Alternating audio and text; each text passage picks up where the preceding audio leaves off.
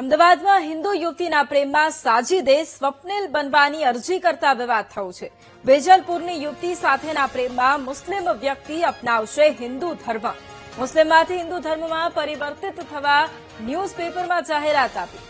અંદમાન અને નિકોબારમાં નેવી મર્ચન્ટમાં કામ કરે છે. જાહેરાત આપનાર સાજિદ અઝીઝ પોતે મુસ્લિમ હોવાથી યુવતીના પરિવારે લગ્નની ના પાડતા હવે સાજિદ હિન્દુ બનશે. બંને પ્રેમી સાજિદ અઝીઝ અને હિન્દુ યુવતી સાથે જ રહેતા હતા.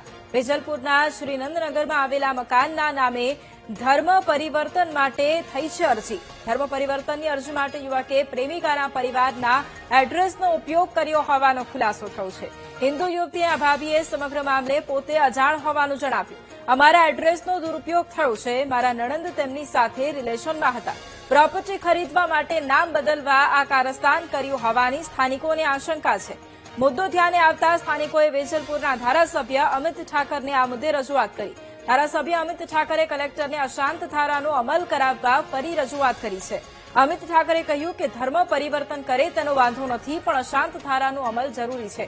લોકોની રજૂઆત છે કે ધર્મ પરિવર્તન કરી ઘર ખરીદે તો અમને તકલીફ થશે. મૂળ વિષય ભારતના સંવિધાન મુજબ રિલિજિયસ ફેથ એ રિલિજિયસ ફ્રીડમનો કેસ છે. કોણ કયો ધર્મ પાળે એની અંદર કોઈને કોઈ વાંધો હોય નહીં. જેમણે પોતે મુસ્લિમ નામ અઝીઝ છોડીને પોતદાર બનવું હોય તો કોઈને કંઈ વાંધો જ ના હોય. મુદ્દો એ છે કે એ નામ બદલ્યા પછી જો એ શ્રીનગરની અંદર ઘર લેવાના હોય તો શ્રીનગરના લોકોને એની ચિંતા હોય તો કલેક્ટરે જસ્ટ એટલી જ વાત કાલે કલેક્ટર સંકલનમાં કરી કે આવી રીતે નામ બદલાય, એ દરેકને એનો પોતાનો અધિકાર છે, એ બદલે. કોઈના ફેમિલીના જે કંઈ વિષય હોય એ એમનો અધિકાર છે, એમના વ્યક્તિગત વિષયો છે, એમાં અમારો કોઈ પડવાનો વિષય બી નથી. પણ એ પછી નામ બદલ્યા પછી જો એ હિન્દુ વિસ્તારમાં હિન્દુ ફ્લેટ ખરીદી અને ત્યાં આગળ પછી કોઈ પણ ધર્મની એ પ્રેક્ટિસ કરે ભવિષ્યમાં, બરાબર, એની કોઈક ચિંતા એ લોકલ જનતાને હોય તો એનો વિષય કલેક્ટરે ભવિષ્યમાં આ પ્રકારનું કોઈ પણ સંભાવના ઊભી થાય તો કલેક્ટરે આ ધ્યાન રાખવું જોઈએ. કારણ કે અશાંત ધારાની અંદર હવે જ્યારે મકાન કોઈ ખરીદી ન શકતું હોય ત્યારે આ પ્રકારની બીજી પણ કોઈ મોડસ ઓપરન્ડી ઊભી થતી હોય તો આના ઉપર કલેક્ટરે પહેલેથી ધ્યાન રાખવું જોઈએ. એટલે આ વિષયમાં બી અશાંત ધારો અલગ વિષય છે, રિલિજિયસ ફ્રીડમ અલગ વિષય છે, નામ બદલવું એ અલગ વિષય છે. અને નામ બદલ્યા પછી જો કોઈ ભવિષ્યની અંદર, કારણ કે શ્રીનગર એ સેન્સિટિવ વિસ્તાર છે, ત્યાં આગળ અત્યારે અશાંત ધારાની લડાઈ છેલ્લા 3 વર્ષમાં ખૂબ લાંબી ચાલી.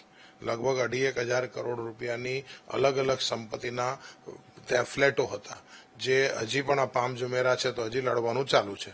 અલહમદ સાઇટ બંધ થઈ છે, એની બાજુમાં એક પ્લોટ હતો એની ઉપર કામ બંધ થયું છે. સામેની એક જે પટેલ ટ્રાવેલ્સવાળી જગ્યા હતી એનું કામ બંધ થયું. એની બાજુમાં શ્રીનગર છે. ત્યાં જો આવું કંઈ થવાનું હોય તો આ ચિંતા લોકલ લોકોની હોય અને એ ચિંતા ભવિષ્યમાં કલેક્ટર ધ્યાન રાખે. हम इसके साथ कोई लेना देना हमारा है नहीं. एड्रेस हमारा मिसयूज हुआ है. जो बंदे का नाम है वो यहाँ रहता भी नहीं है, वो पोर्ट ब्लेयर रहता है. तो इसीलिए ये कोई एडवोकेट ने गलती से कर दिया है. एड्रेस हमारी आ गई है. मेरा ननद पहचानते हैं, उसके साथ उसकी ये था, रिलेशन था 20 साल पहले. ओके. तो अभी वो लोगों को कुछ पैचअप होने का है. तो वो अंडमान में रहते हैं, मेरी ननद मेरे साथ रहते हैं. ओके. तो मेरे ननद के एड्रेस इधर का ही है. तो ऑब्वियसली वो उसमें उस हिसाब से चल, वो है ही नहीं, वो अहमदाबाद में रहते ही नहीं है, वो अभी भी पोर्ट ब्लेयर में ही है. वो वहां से कार्रवाई हो रहा है उसका. वो जो चेंजिंग प्रोसेस है वो वहां से कर रहे हैं.